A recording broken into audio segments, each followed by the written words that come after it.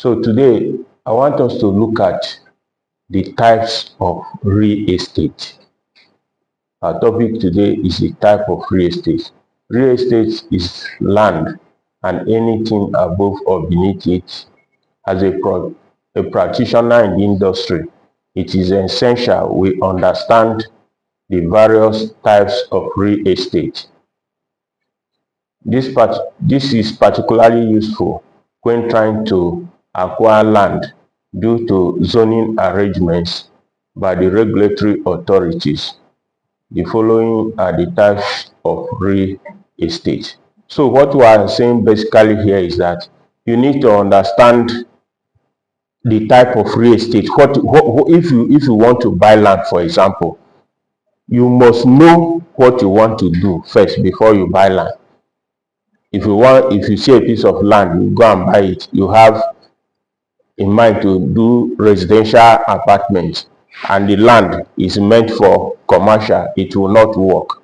So for you to be able to navigate the industry very well, you need to understand all the types of real estate that you have. So one of them is residential real estate. So in this we have bungalows, condominiums, townhouses, terraces, semi-detached duplex, detached duplex, and mansionette. The list continues, but these are the major types. So what we are trying to say is that all these come into the category of what? Residential houses.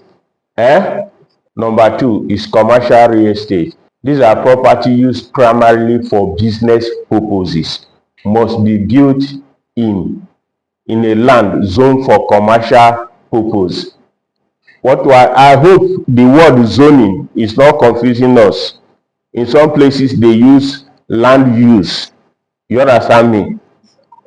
So like if you in Abuja here now, did you people notice that it is very, very difficult to find a residential house within the central area?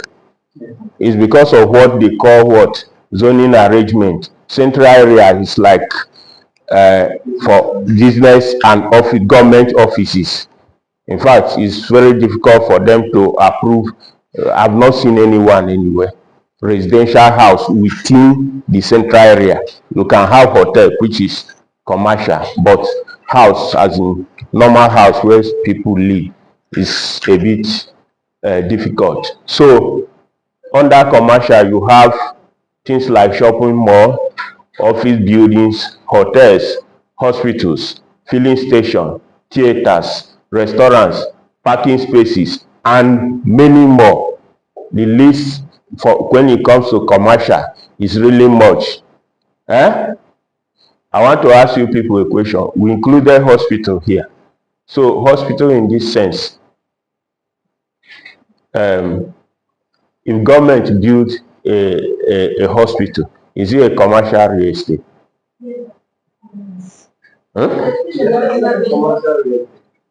How? Revenue, but is that the aim of why government built it? So what we call commercial, different people are coming. Different people are coming. For residential, I know. But what I'm trying to say is the essence of government building hospital, is it for commercial purpose? No, it's not really for commercial, for provision of amenities. Okay, we'll answer this question later. Next slide. Okay, misuse property. So this is one of the new trends in real estate development. It is a combination both residential and commercial property in one place. It emerged as a result of urbanization and the need to have residential home and office and sometimes entertainment in one place. Can be in a single building or in one plot of land. Like what we are trying to say here is this. If you go to say 2, for example, you can see one building. Inside it, you have stores. The ground first floor are mainly stores. I'm giving an example. When you go up, you have residential house within the same building.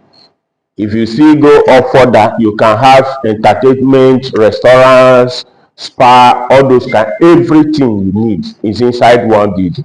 It is possible. Do you understand me? Is an example of misuse. But if you go to our project, the macro estate in Kagini, we have a plot of land and everything is inside that plot of land, but they are not all in one building. Is it clear? Okay. So one major, yes. So in that case, you are called a misuse. It's still misuse. I said that misuse. It could be inside one plot of land, or it could be inside one building. Do you understand me? It depends on one, the size of the plot, and what you applied and got approval for. Is it clear? Okay. One of the major benefits of misuse development is that it reduces the cost of commuting for residents. You can imagine if you have like a one-stop property where you are in your house. From your house you can go to office, from your office you can go and shop if you want to shop. You have a school there, your children goes to school, you don't need to pay transport for them to go to school. This is one of the benefits. You have entertainment, spas, playground, everything is in one place. You can be in that kind of house for 1 month, you haven't gone out, depending on what you want. So it drastically is a new trend. You understand me? If you Google it, one of the new trends in real estate development, it will appear. Industrial real estate, sometimes also called commercial real estate. Please, these words are not, they should not confuse us. Do you understand me? This industrial real estate, sometimes people can also call it commercial. It's still a commercial real estate, but we have to bring it here because it's a bit different from the other conventional commercial real estate. Because when you are talking of something like shopping mall and you are now trying to compare it to a production plant, do you see the difference? So it's a category of its own. Here you are talking any property used for production, manufacture, storage and distribution of goods and services. They vary in sizes, small, large and enormous. Dangote refinery is an enormous industrial facility in Nigeria, and an area of about 2,635 hectares. That's 29,350,000 square meter. That's the area of land. Can you imagine how it is? And more than 3 times the size of Victoria Island, Lagos, which is 800 hectares. So what we are trying to say is that industrial concerns vary in sizes. If you have a small building, maybe you are producing, let's say you are producing pure water. The house was purposely built to produce pure water. It's still an industrial concern. But when you now start looking at all the other big industries, like you go to Nestle plant, you go to Nigerian breweries, they vary in sizes. That is what we are trying to say here. So far in Nigeria, we have not seen any industrial real estate that is up to this Dangote owning size. No one has beat it for now. Do you understand me? So it's basically warehouses can come under this. Do you understand me? Okay, land. Vacant land is also a type of real estate. Includes agricultural land such as farmland, orchards, ranches, timberland. Some real estate investors specialize in land banking, which is a business of acquiring land and keeping for future use. Vacant land is a great asset if well located, offer flexibility for use. So what we are trying to say here is that if you acquire land, it is still a part of real estate. Some people, this is basically what they do. They are not going to development, they are not going to anything. They buy land When the value appreciates, they sell it and move on. That's their own business. They will not even do drawing or do this. So empty plot of land is still a real estate asset, and it has flexibility in that when it is still empty, you can choose to do anything you want with it, and it has flexibility of use. But if you have built house like this, sometimes to make changes of use on it might be a bit difficult. Do you understand me? Yeah, public stroke special purpose. This is what I'm trying to tell you. You see, at some point, some building could be commercial. At some, they will fall into this category, public stroke special purpose. Any real estate class built mainly for government, built mainly by government for public use. This include schools, hospitals, courts, parliament building, motor parks, airports, seaports, stadium, library, places of worship, etc. So what we are trying to say is this. As I doing, that was why I asked question. You see that hospital, for example, could be commercial, but here it falls under what they call special purpose. Government build hospital, they can generate revenue, but that is not the main aim government have in mind in building hospital. Just to render service. It's public service, is their work. It's not, it's because if you, that is why if you go to government hospitals, some of even the services there are free.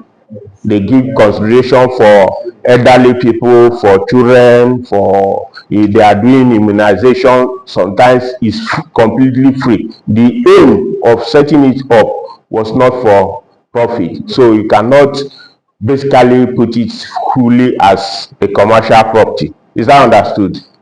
The same thing like schools, like you go to government university, you are all hearing what is happening. Government universities, they are not sustainable. Do you understand me? That is why every time there is misunderstanding between the lecturers and the students. But private university, they generate their money, they feed their fee, they get their money, they take care of everything. So schools, for example, it can be commercial property, but it could also come under this public special purpose. That's what we are trying to say here.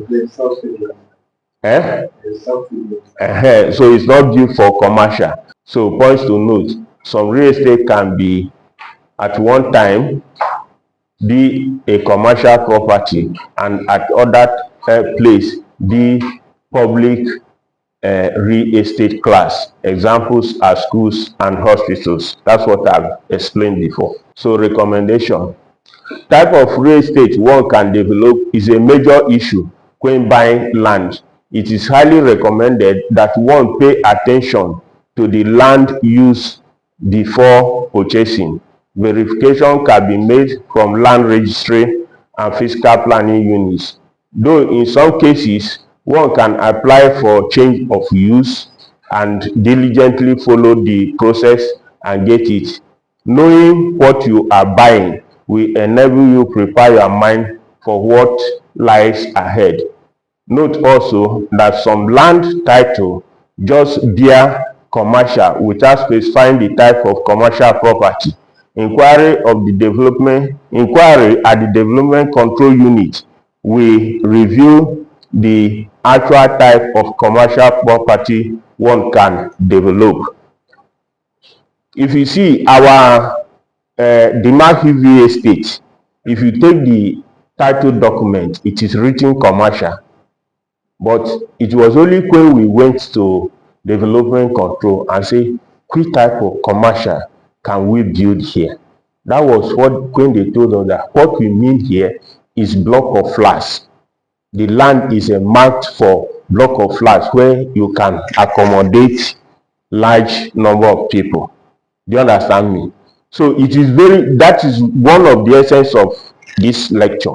It is very, very important that if you are buying a piece of land, you must know what you are buying. Do you understand me? Sometimes they write commercial. Commercial, what they have in mind is not specified there. What they have in mind is that is a public, no, is an institution. That means it is only school you can build there. If you go to our plot in Gwarinpa, if you go once more after the plot, you see a big expanse of land. People have been going there to buy it, hoping that they can build a mall, but it's dedicated for school. The same thing, some plots are for petrol station, filling station. Is, you know, if you want to make such changes, some they can approve, but some they will not approve because of what? For safety reasons. Let's say a place is designated for hotel. You know, hotel can be close to residential house, but you are now applying to change it to filling station. It will be difficult. It will be difficult for you to get such change because of what? Safety reasons and concerns. Or you are trying to build a gas plant where people are living. It is difficult to get approval for that. So I think this is where the lecture ends today. Okay.